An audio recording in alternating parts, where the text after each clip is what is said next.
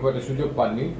তার ডেথ ওভারে ইয়র্কার করার যে অ্যাবিলিটিটা ছিল শ্রীলঙ্কা সিরিজের সঙ্গে আমরা দেখেছি অ্যান্ড তার একাগ্রতা, তার থেকে তার যে দেওয়া মাঠে যে ডেলিভার করার যে প্রচেষ্টা, সেটা তাকে কিছুটা এগিয়ে রেখেছে। As a ফিল্ডসম্যান he is very good and as well আমরা যে কারণে একটু বেশি মুখিয়েছিলাম সাইফুদ্দিনের দিকে, ব্যাটিং করার নিয়ে খুব একটা সুযোগ পাননি।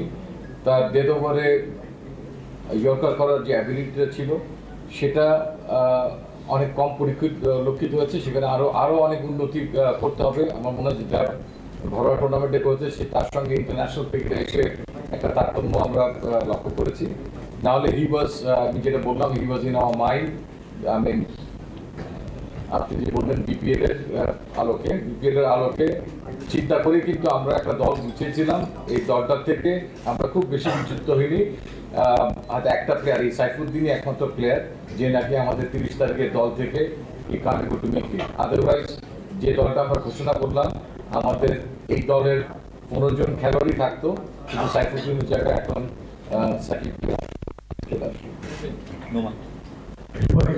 আসলে তখন বেসিক্যালি বড় খেলোয়াড়ের সঙ্গে চাপ কিন্তু বাড়ে। মানে এখানে আপনি যদি বলেন এই মাপের খেলোয়াড়রা জিম্বাবুয়ে দলের সঙ্গে খেলতে চাপ ফিল করবে, আই ডোন্ট এগ্রি অন ইট।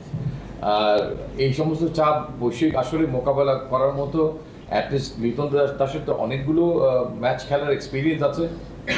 আমাদের ক্যাপ্টেন নাজমুল হোসেন শান্তরও অনেক ম্যাচ খেলার এক্সপিরিয়েন্স আছে। আমার মনে হয় যে অনেক সময় অনেকে বড় মঞ্চে ভালো করে।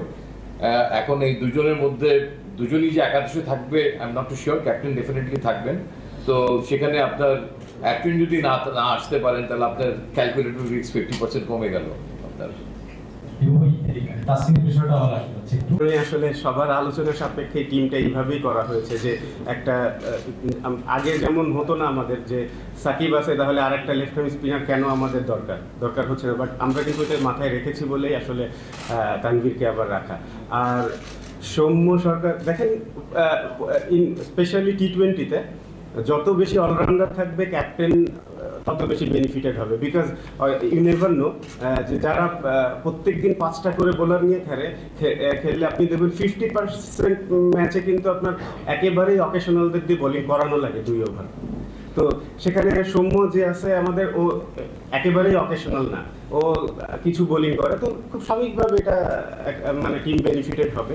ও যদি 2-3 ওভার, কখনো যদি এরকমও হয় সিচুয়েশন আসলে 3 ওভারও করে দিতে পারে, 4 ওভারও করে ফেলতে পারে, স্পেশালি ইন ওয়েস্ট ইন্ডিজের উইকেটে, যেহেতু ওখানে গ্রিপ করার চান্স আছে, ওয়েদার গরম থাকে।